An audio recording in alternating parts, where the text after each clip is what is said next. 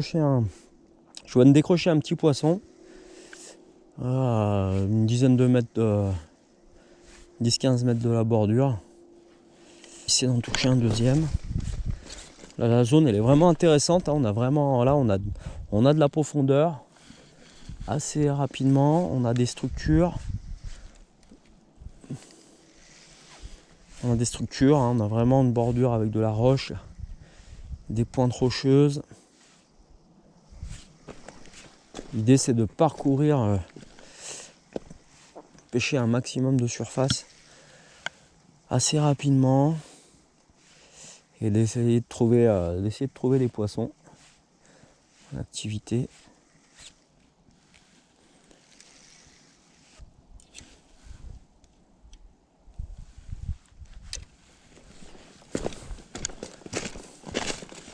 Allez, on se déplace, c'est parti. La pêche du bord, c'est une pêche sportive, dans le sens où là, il n'y a pas de moteur, il n'y a rien du tout. Le moteur, c'est les jambes. Et voilà, en fait, c'est de la rando pêche. C'est vraiment comme ça qu'on peut l'appeler. C'est vraiment de la pêche itinérante. C'est assez agréable. Moi, c'est vraiment ce que j'aime, essayer de trouver des spots voilà, qui nous paraissent intéressants. Pour ça, des fois, il faut parcourir un peu des bornes. Il faut faire un peu, de distance, marcher un peu. Mais c'est aussi ce qui est cool quand on arrive à trouver des poissons. Derrière, on sait que on s'est donné pas mal de mal pour tenter de les capturer. Donc c'est une vraie satisfaction d'arriver à prendre des poissons en pêchant du bord.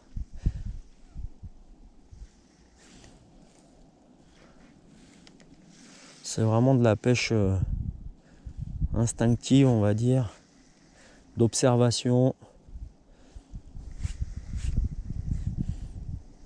Pêche régulièrement relativement en hauteur pour en fait avoir un visuel. Ça me permet d'avoir vraiment avec les polarisantes de pouvoir vraiment voir le fond, les structures que j'ai devant moi, de pouvoir apprécier voilà, si on est sur une zone de plage, s'il y a un cassant, s'il y a une cuvette. Et puis voilà, là, je vois qu'il y a des rochers, qu'il y a des structures, voilà, tous ces obstacles, et ça permet aux poissons de se mettre à l'affût, ça permet de se cacher.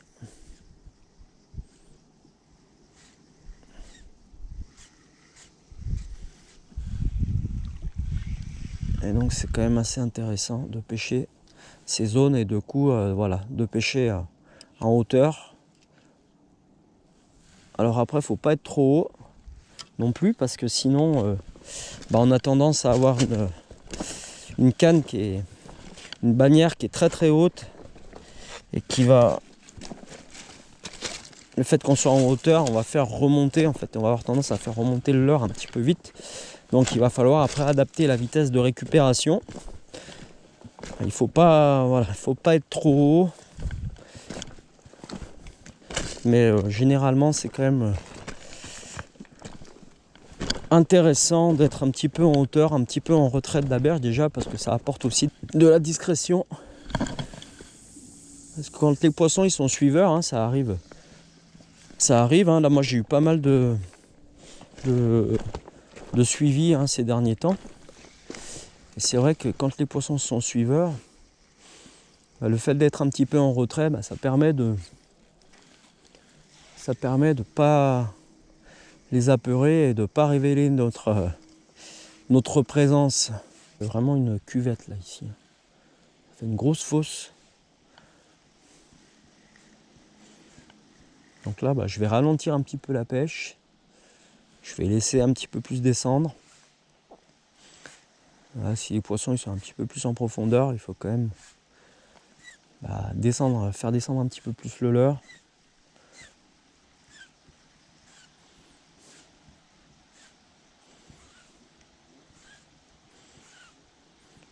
Tout en Voilà, tout en passant quand même au-dessus d'eux. C'est toujours mieux que de passer en dessous et de les apeurer, de faire passer la tresse et puis le bas de ligne à leur hauteur. C'est pas du tout, ce qu'il faut faire.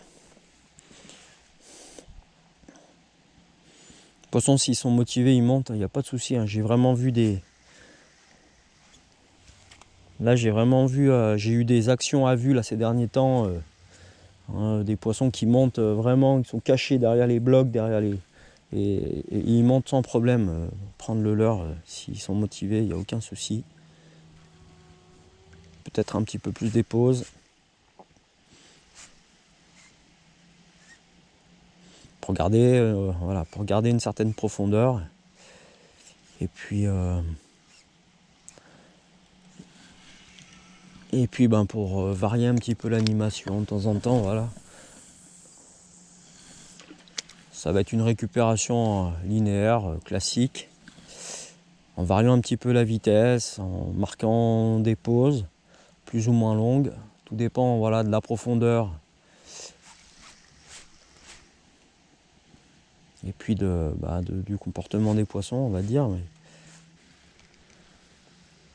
Voilà, là, je fais des tractions assez amples pour bien faire remonter le leurre dans la couche d'eau, puis le laisser redescendre.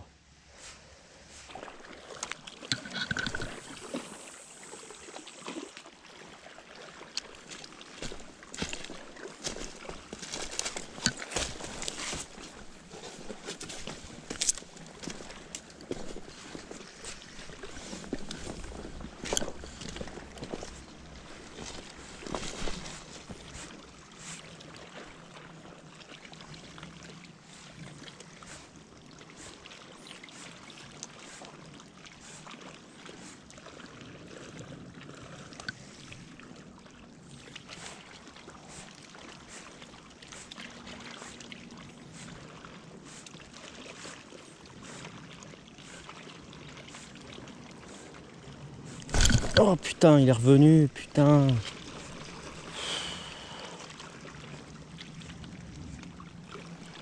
Waouh. Putain, coquin.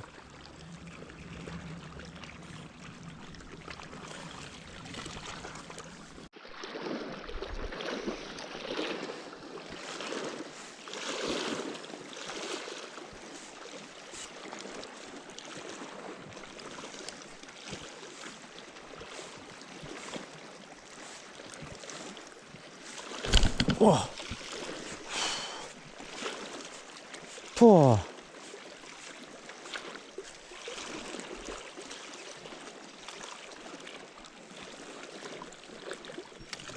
Belle touche là. Là j'ai pris une belle frappe. Ouh. Trop bon. De le faire revenir. On va changer un coup de leurre, voir si. Voilà, si on n'arrive pas. En tout cas j'ai pris une bonne touche. Assez sèche. Mais bon. Pour autant, ça veut pas dire que voilà, la touche n'était pas forcément de bonne qualité, hein, puisque de toute façon là, sinon je l'aurais piqué. Petite touche assez sèche mais assez courte. Donc la touche était plutôt assez forte, mais pour autant, voilà, j'ai pas réussi à piquer le poisson. Donc ça veut dire que c'est un poisson qui a pas bien pris le leurre, qui est venu taper vraiment très court, et du coup ben voilà, le poisson il se pique pas, enfin on n'arrive pas à le ferrer. Donc c'est pas forcément. C'est une indication maintenant.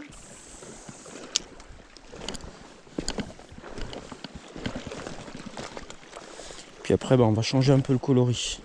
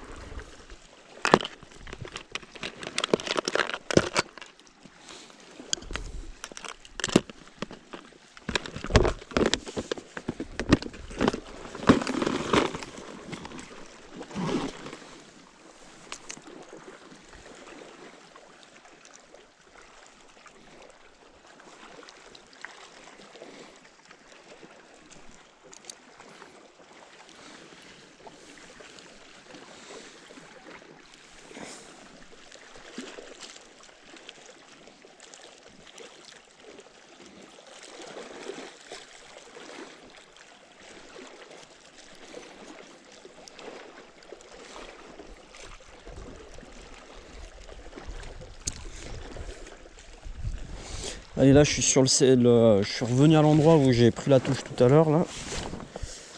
Allez, on va voir avec le coloris, avec le ripple là en coloris perche. Des fois ça peut faire bouger ce poisson. Allez, ça peut le faire. Il ne veut pas revenir. Il ne veut pas revenir. Non. Bon bah tant pis, tant pis.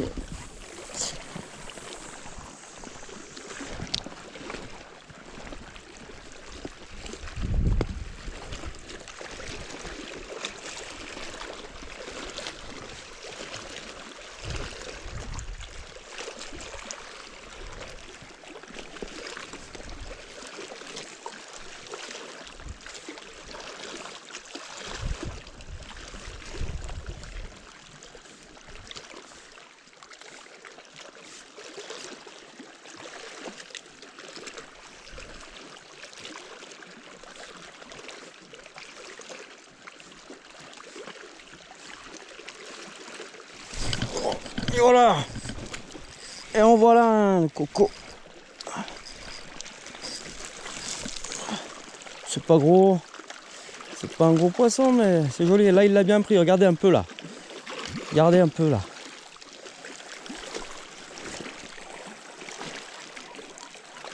Là, c'est un poisson qui est venu vraiment.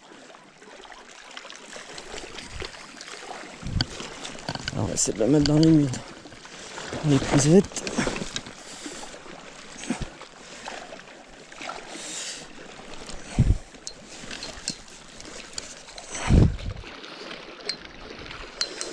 Allez.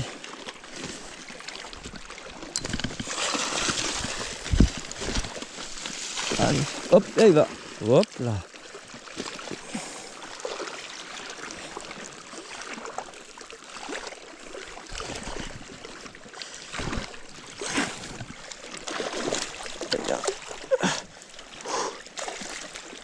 Là.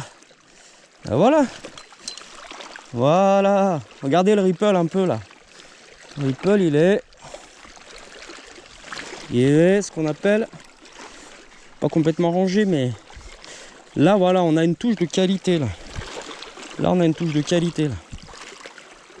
Ça c'est joli. Yes. Voilà, c'est pour ça qu'on vient au bord de l'eau, au bord de ce lac. C'est pour des actions comme ça, c'est pas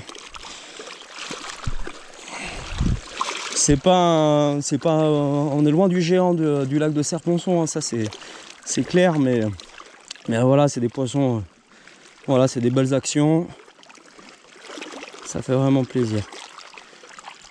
Ok, allez, on va le décrocher.